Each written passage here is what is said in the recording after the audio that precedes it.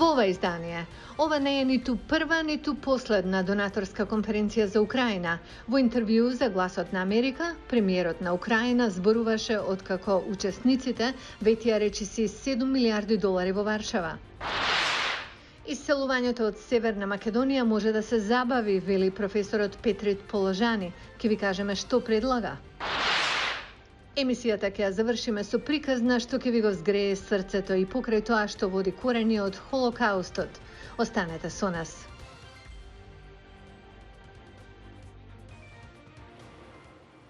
Поздрав од Вашингтон, го гледате Ньюсфлеш на Гласот на Америка на македонски. Јас сум Лилица Китановска. Украинскиот премиер Денис Шмихал ги поздрави резултатите од донаторската конференција вчера во Варшава, каде учесниците ветија 6,5 милиарди долари за поддршка на Украина. Шмихал зборуваше за конференцијата и други прашања во ексклузивно интервју со шефицата на Бирото за Источна Европа на Гласот на Америка Мирослава Гонгадзе.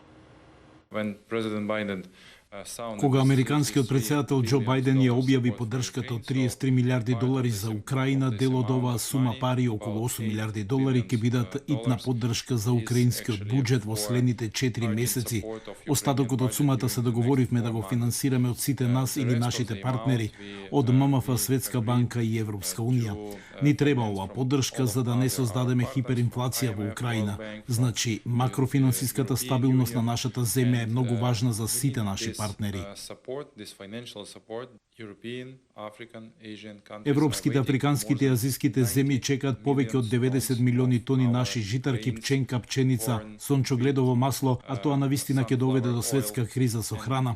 Сите земји се толку многу вознемирени поради ова. За време на нашата посета во САД и средбата со председателот Бајден разговаравме и за ова прашање, бидејќи разбираме дека ако не ги одблокираме нашите поморски пристаништа, тоа ќе доведе не само до криза со храна во текот на оваа година и можен глад кај многумина, но тоа ќе доведе и до криза со храна и следната година и нема да имаме можност каде да ја собереме оваа нова реколта во Украина.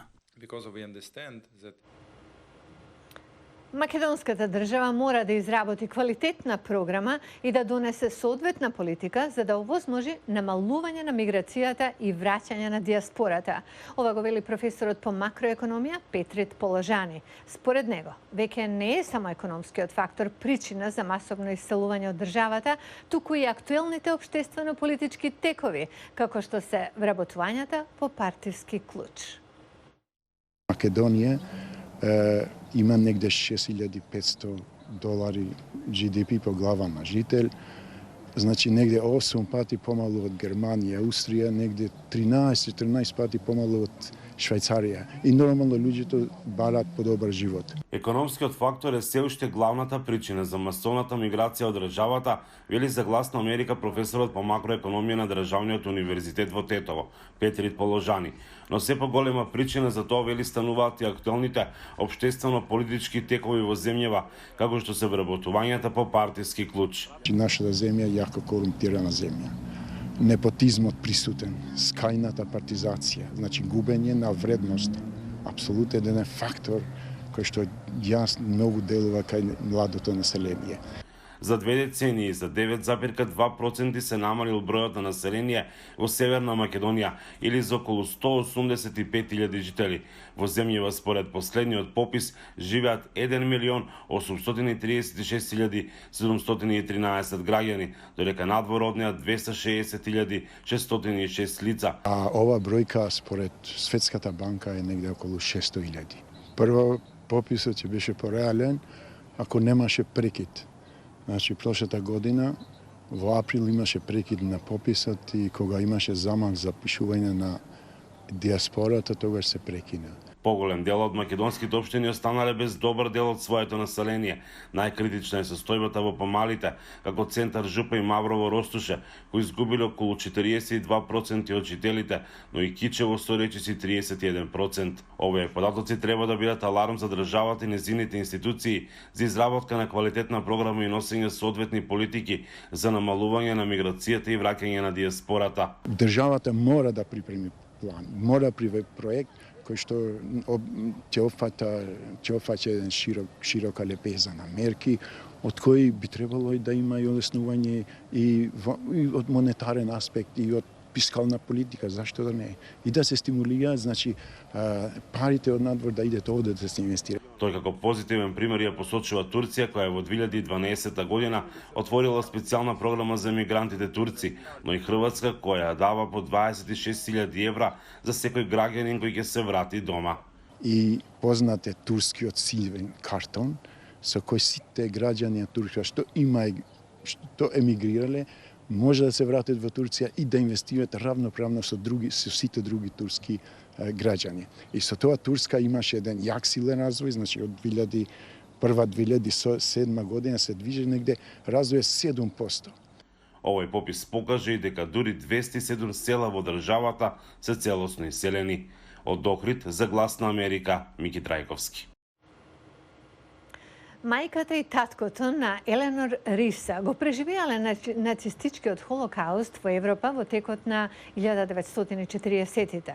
По војната, пред да се венчаат, си пишувале писма. Тие писма ја одведоа Еленор на патување за да дознае за минатото на незините родители. Резултатот тоа патување е нова објавена книга. Еве ја приказната.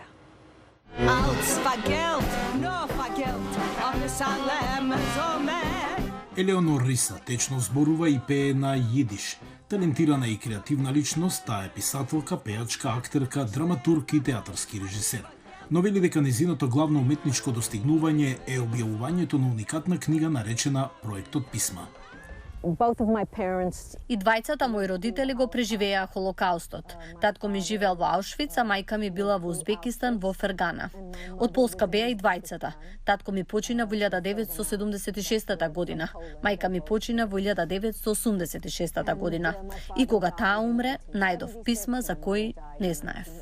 Писмата биле напишани на германскиот таткото на Риса, Каскел Шлузберг. Во 1949 година Шлузберг бил во Германија и пишувал на мајката на Риса, Ракел Хоф, која емигрирала во Њујорк. Тој планирал да й се придружи. Разбирам дека имате полни раце работа додека се не се заврши. Но те молам свати колку ме прави среќен што читам неколку зборови од тебе, љубов моја. За моето доаѓање во Америка, можам само да ти кажам, драга моја, дека би летнал веднаш кај тебе ако имам крилја. Кога писмата беа преведени на англиски, Риса сакаше да дознае повеќе за приказната на незините родители. Таа отпатувала во Германија и пребарувала во архивите. Дознала дека има маќја која починала за време на холокаустот. Таа го прочитала официјалниот извештај на незиниот татко за неговото време во Аушвиц и како тој успел да избега од нацистите за време на смртоносниот принуден марш западно од Полска во Германија, каде што загинале или биле убиени илјадници евреи. Работи кои никогаш не ги кажал додека бил жив. Никогаш не зборуваше за тоа. Зошто? Не знам. Можам само да замислам дека било толку ужасно, па зошто да ми каже? Ме сакаше, зошто да ми задава болка. Болно е да знаеш дека татко ти бил во пеколот.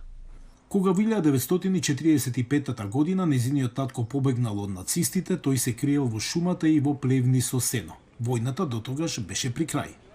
Родителите на Риса, кои никогаш не се сретнале, конечно се обединиле во Германија по војната, а потоа се преселиле во САД. За Риса читањето на писмата на незиниот татко беше начин да го запознае подобро и подобро да се запознае себе си. Риса својата книга ја нарече Проектот писма. Незината презентација се одржа во Националниот јидски театар Volksbühne, каде што Риса предходно работеше како уметнички директор. Ги гледам овие како скапоцени документи. Мислам дека она што Елеонор ни го покажува и ни инспирира сите нас е да се држиме до тие документи. Тоа е оно што го направи Риса и му даде универзална приказна за обстанокот и минатото на незините родители. Благодарам што не гледавте. Ова беше Newsflash на Гласот на Америка на македонски од Вашингтон. Имајте прекрасен викенд.